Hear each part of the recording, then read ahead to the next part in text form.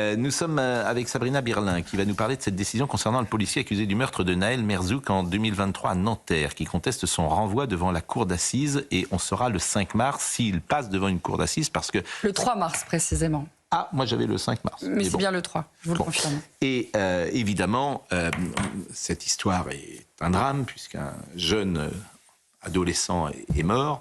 Mais c'est un drame aussi parce que vous avez un policier qui est mis en examen et qui pourrait être, jugé pour meurtre. Oui, c'est ça. Pour meurtre. Les juges... Ce qui me choque. Je ne peux pas dire autre chose, ça me choque. Et ça a choqué toute la profession. Hein. Tous les policiers sont derrière et soutiennent ce policier Florian M. C'est les juges d'instruction qui ont ordonné que Florian M, le policier donc mis en cause dans l'affaire Naël, soit jugé devant une cour d'assises pour homicide volontaire, donc une qualification de meurtre. C'est cette qualification qui est réfutée et contestée par le policier. Donc il a déposé un recours contre ce renvoi. Hier, c'était l'examen devant la cour d'appel de Versailles de ce recours. Donc ça s'est passé. Alors ça commence aujourd'hui puisque c'est mis en délibéré. La décision, vous l'avez dit, sera connue à partir du 3 mars. Ce qui est important, c'est de savoir que ça va être une décision qui va être prise sur le fond de l'affaire. Donc c'est pour ça qu'il faut du temps pour qu'il y ait cette délibération. C'est une affaire compliquée. La défense de Florian demande un non-lieu, non pas une requalification, mais un non-lieu, parce qu'il reste sur le fait que ce tir ait été légitime, qu'il a été fait dans le cadre de la loi. Voilà, on en est pour le moment. Florian M n'était pas présent hier. Son avocat nous explique que il est très tendu parce qu'il y a ce double épée de Damoclès au-dessus de sa tête. D'une part, cette comparution éventuelle devant une cour d'assises, et puis une éventuelle condamnation qui pourrait aller jusqu'à 30 ans de prison. Je rappelle que meurtre, c'est homicide volontaire. Oui. Alors, ce que je trouve extraordinaire, et vous allez me dire si ce que je dis est juste ou pas, maître Collard, la Cour pourrait donc prononcer un non-lieu. Nous sommes d'accord. Elle fait ce qu'elle veut, elle pourrait parfaitement qualifier aussi. Donc vous avez effectivement un magistrat, s'il prononce un non-lieu, c'est-à-dire que l'affaire est terminée. Oui. C'est-à-dire que c'est un non-lieu. Oui, c'est-à-dire que l'affaire est terminée. Ah oui, c'est-à-dire que le policier ne passe jamais... mais vous imaginez la responsabilité qu'a ce magistrat par rapport à... La chambre. La chambre. Non, mais vous imaginez les conséquences dans le pays avec ce qui s'était passé la dernière fois, où tout le monde veut, au fond, que ce policier soit condamné. Pas tout le monde, d'ailleurs. Oui. Pardonnez-moi. Oui. Là encore, une minorité active est prête à tout pour qu'il soit condamné. Mais là, il y a très peu de chances que la chambre de l'instruction décrète un non-lieu.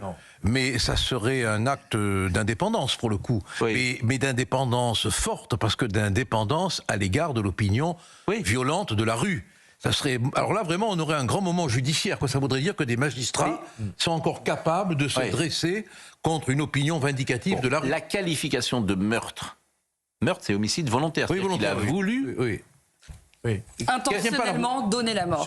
Quelle est l'autre qualification qui vous paraît adaptée à... Homicide involontaire, coup et blessure ayant entraîné la mort sans intention de la donner, coup mortel, intentionnel ayant entraîné la mort sans intention de la donner. Dans ces cas-là, c'est pas cour d'assises. Ah si, c'est cour d'assises. 15 ans, mais si c'est homicide involontaire, j'ajoute simplement...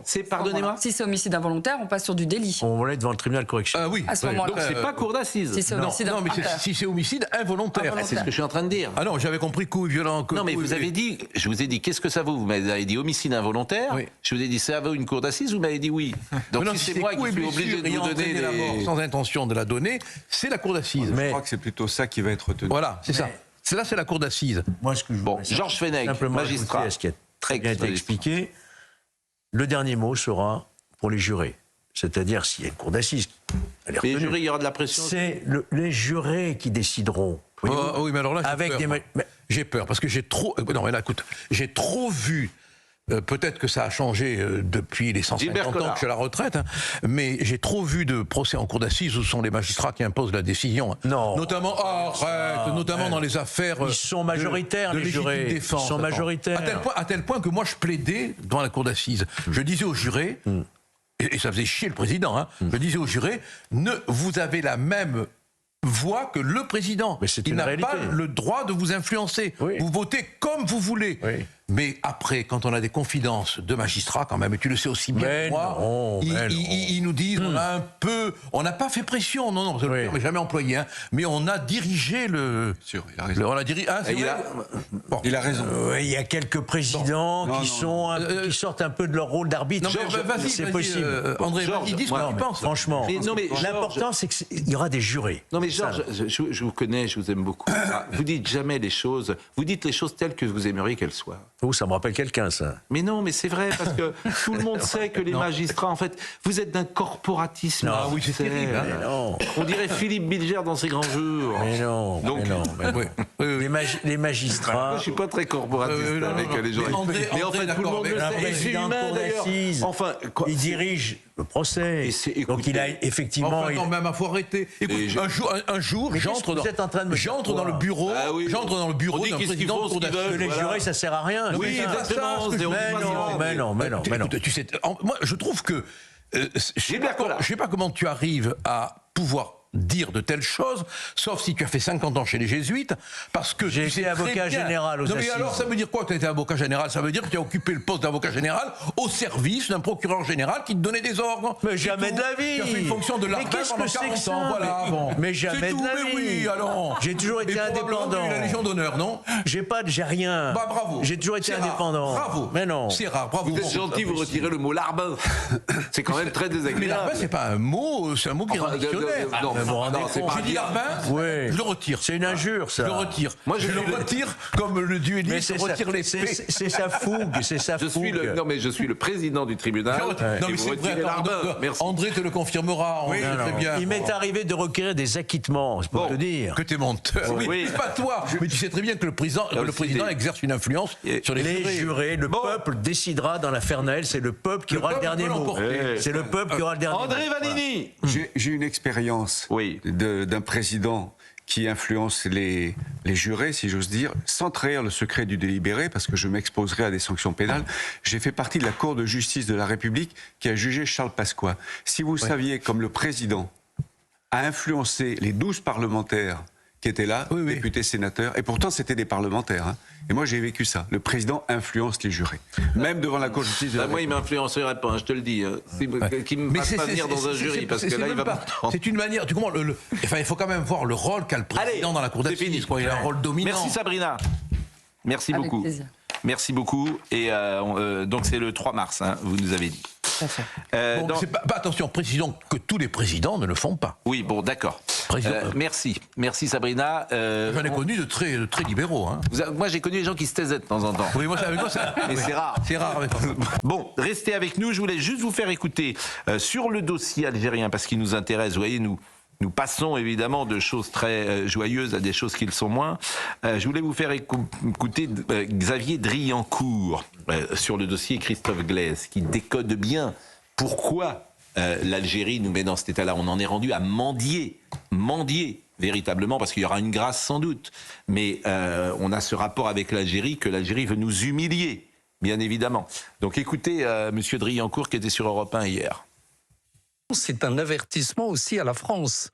Parce que d'abord, pour montrer à Paris que même si Boualem Sansal a été libéré et gracié, on ne va pas repartir comme avant et on ne remet pas les compteurs à zéro. C'est pour montrer de la part d'Alger qu'Alger reste le maître des horloges dans la réconciliation franco-algérienne. Et aussi un message pour empêcher que Paris, sans doute, empêche la déclaration d'indépendance de la Kabylie le 14 décembre. Donc c'est pour faire pression sur le gouvernement français. Et enfin, dernier aspect, c'est un aspect de politique intérieure algérienne, parce que lorsque Boualem Sansal a été libéré, il y a eu beaucoup de voix qui se sont déclarées en Algérie en se demandant pourquoi Tebboune graciait uniquement les étrangers, alors qu'il y a des milliers d'opposants algériens dans les prisons algériennes.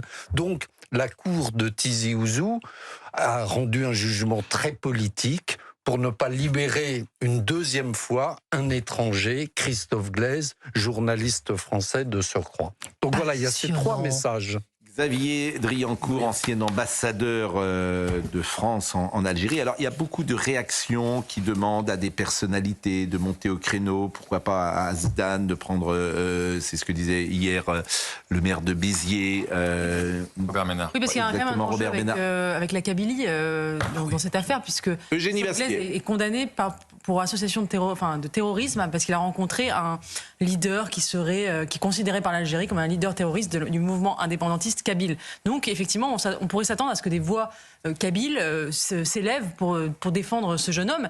Et j'observe juste que le moment de la libération de Boualem Sansal a été l'occasion d'un procès de Bruno Retailleau et de sa méthode trop forte à l'égard de l'Algérie. Mais là, ce qu'on observe, c'est que même la méthode douce qu'on a revendiquée ne fonctionne pas, puisque la famille de Christophe Glaise et ceux qui le soutiennent ont voulu justement pendant plusieurs mois ne pas faire trop de vagues, essayer d'employer cette méthode douce en coulisses pour le faire libérer. Et ça a été un échec, c'est une énorme déception de leur côté. Ils disent on s'est fait berner parce qu'on a voulu tenter cette méthode gentille, essayer de plaire au gouvernement algérien, ça n'a pas marché non plus. Donc on voit bien qu'il n'y a pas de bonne méthode avec le gouvernement algérien en réalité. Et on n'a jamais fait la méthode forte. Eux la font par contre. On l'a jamais faite. C'est-à-dire que Bruno Retailleau ne l'a jamais appliquée parce qu'il n'a jamais pu l'appliquer. Ils la font parce que vous avez vu. Mais on a fait le procès de ça. Xavier Driancourt, ce qui nous décrypte là, c'est qu'en fait l'Algérie, le régime algérien emploie la méthode forte. Nous, juste, on est aveugle, on s'en rend pas compte, mais il explique très bien que toutes les décisions de justice sont en fait des façons de mettre la France au pied du mur. Moi, je note quand même qu'il y a eu beaucoup de réactions hier. On a appelé de nos voeux des réactions. La 3F, par exemple, la Fédération française de football a réagi et monté au créneau. Donc ça. Et l'équipe, est-ce que l'équipe a fait sa une? Georges Fenech. Je crois pas. Non. La question, est-ce que l'équipe, je crois pas. qui est quand même le journal. Il y avait un appel en une hier, mais je crois pas qu'il y en ait aujourd'hui. Non, il n'y a pas. En fait, on le dit sans arrêt. Personne n'a bougé. Je le répète tous les matins. Si Christophe Glaise était prisonnier en Russie de Poutine ou dans l'Italie de Mélanie, ce ne serait pas du tout les mêmes réactions. Là, tout le monde est sur le reculoir parce que c'est l'Algérie. Ça mériterait. Voilà, c'est-à-dire que tout le monde est sur des œufs parce que la parole, quand critiquer en France le régime algérien, c'est très difficile. C'est quand même extraordinaire. On a peur. Mais vous savez bien de quoi. On a peur des franco-algériens. Mais on a peur. Non, mais c'est une blague. Mais je n'ai pas peur de le dire. Moi, je comprendrais tout à fait qu'on critiqua ma position, mais le gouvernement a peur des franco, de la réaction de certains, pas tous, ne généralisons pas. Monsieur Macron a peur. Oui, mais pas les Français n'ont pas peur. Non, je ne dis pas que les Français ont peur. Je dis que le pouvoir ramolo qui nous gouverne aujourd'hui a peur des banlieues, a peur du communautarisme religieux, a peur des franco-algériens, parce que cette double nationalité, elle peut être une très belle chose, mais elle est aussi un bouclier pour l'action subversive, violente et méchante. Et on a peur de ça. Eugénie Bastier. Non, mais ils ont peur aussi des services de renseignement algériens qui ne pourraient ne pas communiquer des informations sur le terrorisme. Mais ils le font plus. Ils le font plus. En tout cas, c'est la raison qui a invoqué au sommet. Non, mais ça fait des années ça fait des mois, disons, qu'ils ne le font plus. C'est qu'on a annulé le concert du Nouvel An en partie parce qu'il y a un match de l'Algérie qui joue le 31 décembre. Vous êtes au courant de ça? Non. On a annulé le concert du Nouvel An sur les Champs-Élysées parce qu'officiellement nous n'avons pas les effectifs pour encadrer la manifestation. En réalité, on a appris via les policiers que le 31 décembre à 17h, l'Algérie joue son 3e match de poule de la Coupe d'Afrique des Nations et qu'il pourrait y avoir des supporters qui seraient tentés d'aller sur les champs. C'est une des raisons qui a ajouté. Vous êtes sûr de ça? C'est les policiers qui nous l'ont dit ici même. Les porte-parole des syndicats de police. Donc il faut bien quand même il faut oser dire qu'on a la trouille de ce que une certaine, entre guillemets, population, on ne généralise pas, bien sûr, pourrait faire. Et on en a peur. Voilà. Bon, France Télévisions, on avait commencé l'émission en parlant de France Télévisions, et effectivement, vous en parliez tout à l'heure, ce que ça vous intéresse manifestement, ce qu'on découvre à France Télévisions, et Madame Albanel était là hier. Oui. Alors, Madame Albanel, c'est la présidente de la comité d'éthique. Ancienne ministre de la Culture. Voilà, exactement, et puis elle est célèbre parce que c'est elle qui avait fait le discours de Jacques Chirac, très célèbre. Bon, donc elle a un rôle de donner son avis lorsqu'il y a un souci éthique qui arrive à France Télévisions. Et vous vous souvenez qu'il y a eu entre Patrick Cohen, porte-parole du Parti Socialiste, avec vous sauriez, et son ami Thomas Legrand, deuxième porte-parole du Parti Socialiste, ils ont rencontré des députés PS, et puis ils faisaient d'abord leur campagne, ils donnaient des idées, on les voyait tous les deux pérorer. Non, sur ce point de vue, je voudrais signaler quand même que le directeur de l'Incorrect, Arthur de Vatrigan, qui a révélé cette affaire, a été auditionné par la police. Mais on va en parler. Hier, je dis parce que quand même. On va l'écouter. Oui, c'est important quand même. Mais vous avez parfaitement raison. Bon, donc, comme il y avait un souci avec M. Cohen, le comité d'éthique a été saisi. Bon. Et Mme Albanel dit hier qu'elle a rendu sa décision avant même que le constat d'huissier soit passé et validé la séquence.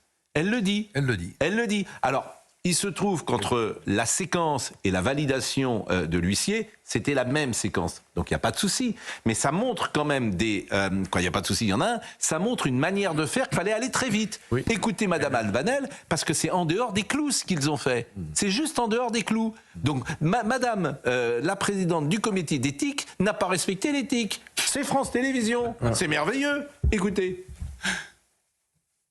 Vous nous expliquez que vous n'avez pas eu accès à l'intégralité de la séquence et pourtant, dans votre avis, vous dédouanez en quelque sorte Monsieur Cohen, mais sans le dédouaner totalement, parce que vous dites on ne peut pas affirmer au vu de cette séquence tronquée qu'il avait d'autres objectifs, Monsieur Cohen, que l'exercice de son métier.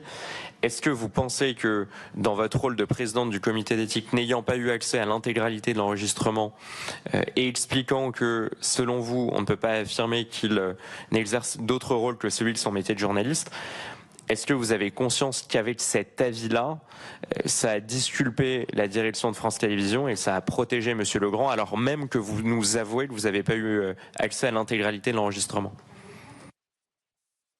Monsieur Cohen, effectivement. C'est-à-dire, le contexte de cette affaire, c'était une grande émotion, c'était un grand déferlement, etc. Et on a souhaité rendre un avis rapide, en fait.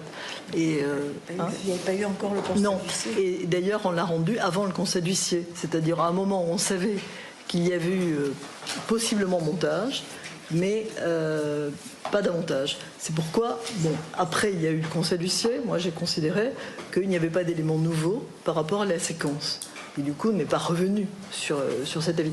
Mais le souci, c'est qu'il a été fait rapidement à cause de cette montée considérable qu'on pouvait observer à ce moment-là. En réalité, c'est comme ça que ça s'est passé. Donc forfaiture. Enfin, forfaiture. Forfaiture, c'est un conseil d'éthique. Mais c'est des pratiques parfaitement inadmissibles. Je pense effectivement qu'il n'est pas normal qu'un comité... C'est bidon. Ce conseil d'éthique est bidon. Siège sous la pression comme ça, dans l'urgence. Et donc il est bidon. Il doit avoir du recul et prendre le temps. Mais André, tu as entendu ce qu'elle a dit. Nous avons statué avant d'avoir le constat d'huissier qui aurait pu montrer qu'il y avait possiblement montage. Non, ça va pas. C'est-à-dire qu'ils ont évacué par le prétexte de la précipitation le possible montage. Donc c'est bidon. C'est dit. Ce qui est le contraire de ce qui doit inspirer un comité d'éthique. C'est le recul, la sagesse, prendre le temps. Bien sûr. Moi je pense qu'il faut un comité d'éthique du comité d'éthique. Je pense qu'il faut le monter. Mais ces gens sont bidons. Pardonnez-moi de le dire comme ça. France Télévisions, c'est tout. C'est du trucage. Mais c'est du trucage, tout est bidon, les reportages poubelles, le comité d'éthique poubelle et ça, c'est invraisemblable. L'argent, 80 millions de déficit, les suites, elles s'en expliquera, etc. Mais quel gabegie, et tout ça c'est avec votre argent. Allez-y.